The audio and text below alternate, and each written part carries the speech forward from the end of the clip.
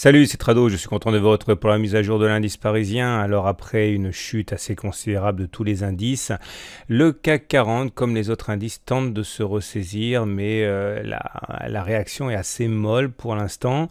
Les raisons de ce regain de forme, on va dire, sont à chercher du côté de l'indice du climat allemand qui a surpris agréablement et qui a permis au CAC de remonter la pente après avoir ouvert avec un déficit de 1%.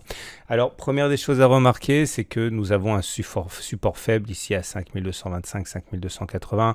On savait qu'il était faible, donc il a été enfoncé, mais finalement il est préservé en séance. Donc, bon, à titre personnel, je décide de l'enlever parce qu'à mon avis, il ne jouera plus un rôle vraiment significatif à partir de maintenant.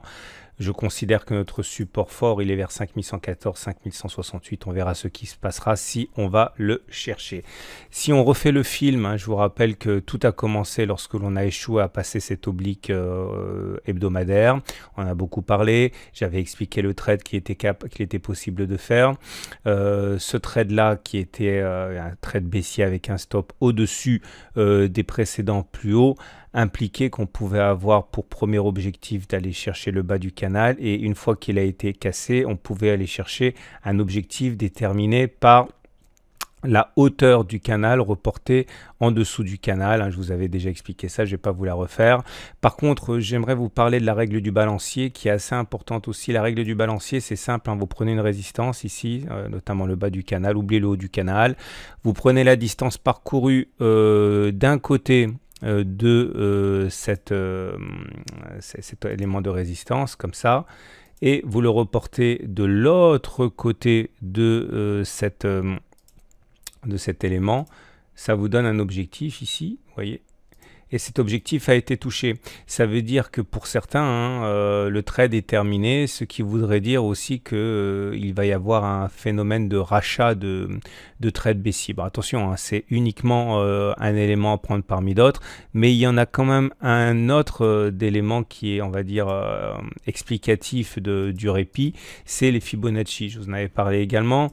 Je vous la refais, vous prenez toute la jambe de hausse qu'il y a eu, vous prenez l'outil Fibonacci, qui est un outil formidable, vous prenez les plus bas, les plus hauts, ça se trace tout seul, boum. Je vous avais expliqué tout ça, c'est pour ça que je vais un peu vite. L'objectif, c'était de mettre un stop au-dessus des précédents sommets, de viser un ralliement des 23,6% de Fibonacci. L'objectif a été touché aujourd'hui même. Alors, de deux choses l'une à présent.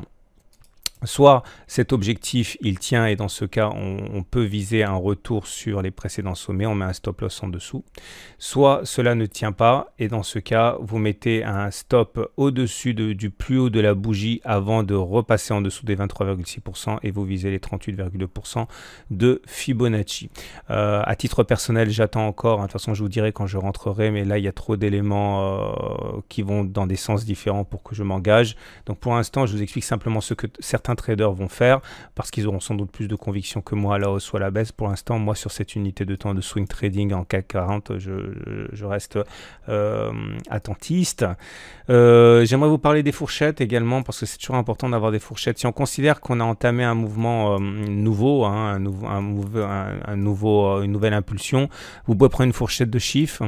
Donc le premier objectif qu'on peut prendre, c'est la fourchette de chiffres. Vous prenez un plus haut, un plus bas, un plus haut. Et voilà, ça vous donne la fourchette de chiffres avec pour objectif d'aller chercher dans un deuxième temps, on va dire, la médiane de la fourchette de chiffres. Ici, vous êtes autour de 4960. Mais il y a un objectif intermédiaire. Tout ça, j'explique ça dans le module de formation sur les fourchettes. C'est d'aller chercher l'objectif intermédiaire. Ici, vous voyez qu'il a été touché au point près, c'est intéressant. Mais ça voudrait dire également qu'on peut envisager d'aller chercher les 4977 si le premier niveau devait être cassé. Ça, c'est la première des choses. Et on peut également tracer une fourchette d'Andrews. Vous prenez toujours un plus haut, un plus bas, un plus haut consécutif. Et vous allez avoir ici un objectif qui serait d'aller chercher cette médiane-là qui est beaucoup plus dangereuse, aux alentours de 4760. Tout ça, c'est valable tant que l'on ne casse pas la fourchette d'Andrews par le haut. Donc vous voyez, on a des éléments pour passer des trades. Ici, bon, imaginons que vous vouliez trader ça. Puisque le ratio gain risqué est suffisamment intéressant, le stop loss devrait se mettre normalement soit au-dessus du sommet, soit en cas de clôture au-dessus du haut de la fourchette d'Andrews, hein. Ça, ce sont les éléments graphiques que je voulais porter à votre connaissance. Maintenant, parlons un peu des chandeliers japonais parce que c'est là que c'est vraiment un outil formidable, hein. Donc, on a eu une sale bougie, c'était sur la séance de lundi ici, avec une clôture sur les plus bas. Ça a annoncé effectivement des plus bas. Les plus bas ont lieu. Maintenant, la bougie du jour semble positive parce qu'elle est verte et parce que la mèche, on termine dans le tiers haussier. Néanmoins, il faut prendre en considération le fait que nous avons une structure en ligne Irikubi, c'est-à-dire une bougie rouge, une bougie verte, mais la bougie verte ne clôture pas plus haut que n'a clôturé la bougie rouge. Normalement, c'est-à-dire statistiquement, c'est un signe de continuation baissière, hein. Donc il faut vraiment vous méfier, hein. Si vous achetez à présent, vous risquez de vous retrouver contre la ligne Irikubi. Je vous rappelle que les chandeliers japonais préférés font partie également de ma formation intégrale avec tous les trades que l'on peut faire sur ces chandeliers. Voilà, on passe maintenant aux éléments purement techniques. Regardez pour commencer la moyenne mobile à 20 jours, elle est cassée, on est en dessous, donc il n'y a plus de tendance haussière au regard de la moyenne mobile à 20 jours. Néanmoins, je vous rappelle que lorsque l'on casse une tendance haussière, on a deux solutions, la baisse ou alors la latéralisation, et on passe plus de temps en latéralisation qu'en baisse, hein, statistiquement. Donc là, il ne faut pas forcément voir le pire, hein. Il n'est pas dit qu'après une consolidation, on ne reparte pas à la hausse. Donc là, effectivement, on peut envisager de faire des oscillations avant que le marché se décide de remonter ou de descendre, hein. Donc pas de panique non plus. On verra ce qui se passe au moment où on touchera le support fort des 5114, 5168. La moyenne mobile à 7 jours, vous le savez, elle a été cassée également. Maintenant, elle devient même baissière. C'est un petit peu un problème, on va dire, hein, puisque ça veut dire qu'elle est maintenant un obstacle à passer à la hausse. Vous noterez également que bientôt on aura un signal M7-M20 donné par le balai M7-M20, comme je l'appelle. Et ben, on verra à ce moment-là, mais pour l'instant, on peut s'attendre soit à un non-croisement haussier qui serait extrêmement bon, soit un croisement baissier faible qui laisserait augurer, on verra ça le cas échéant, hein, mais une sorte de baisse molle, on va dire, avant de latéraliser. Bon, on y reviendra quand ce sera concret. Voilà pour les moyennes mobiles. Les Bollinger, ça a bien fonctionné. Je ne vais pas revenir là-dessus parce qu'il n'y a pas de signal particulier. Ah oui, j'ai oublié de le mentionner et je vous prie de m'en excuser. Heureusement, certains tradosoriens sont plus disciplinés que moi. Ils m'ont dit que le super trend avait été cassé. C'était sur la séance de vendredi. Si je l'avais remarqué, je vous aurais dit, mais vous le savez parce que je le dis tout le temps, qu'il est exceptionnel que lorsque l'on casse le super trend ou le SAR, que l'on n'aille pas plus bas que le jour de la bougie de cassure. Bon bah voilà, on est allé plus bas. Voilà, passons maintenant aux autres éléments techniques et c'est intéressant aussi puisque vous voyez le momentum maintenant il est quasiment neutre, le RSI est quasiment neutre aussi, donc tout ça, ça veut dire que la tendance elle est neutre au regard des éléments techniques. Tout ça, ça s'accompagne d'indicateurs nerveux CCI qui est négatif, enfin non pardon, aussi il est négatif, et le MACD 0 qui a croisé son signal, hein, ça a alerté de toute manière sur des plus bas aussi, et puis le MACD qui est en dessous de son signal. Là on est en train de payer par la violence de la baisse, la présence des divergences baissières qu'on avait signalées. Vous vous souvenez, hein, on n'avait pas fait de plus haut sur le MACD ni sur le momentum alors qu'on avait fait sur les cours. Ça veut dire que voilà, quand ça se déclenche, ça peut faire mal. Ça s'est déclenché et ça a fait mal. On passe maintenant et pour terminer à l'Ichimoku. Et l'Ichimoku nous apporte également des éléments nouveaux, hein, puisque alors attendez, je vais enlever tout ce qui ne me sert plus. Alors ça c'est vraiment génial avec la nouvelle plateforme de Pro Real Time, j'ai pas besoin d'effacer, je cache, voilà.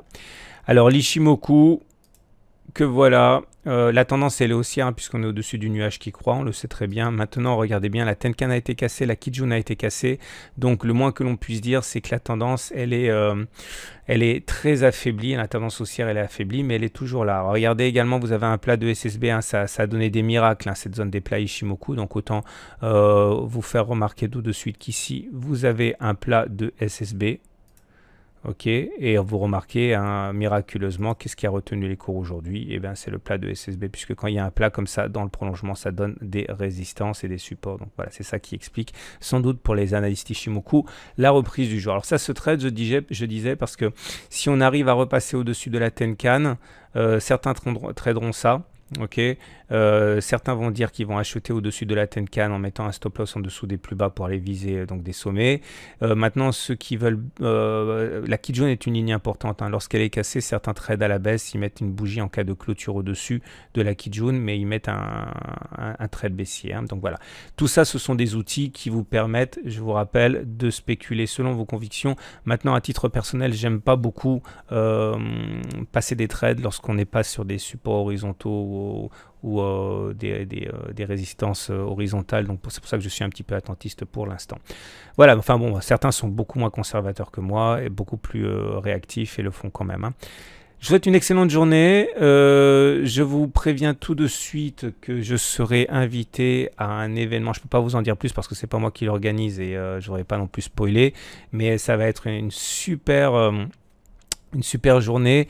Je serai entouré de pointures, hein, de la finance. Je vous en dirai plus dès que j'ai le droit, mais ça va être vraiment sympa. N'oubliez pas non plus cette semaine le webinaire qui arrive sur un thème qui, à mon avis, devrait vous enchanter. À demain pour la mise à jour.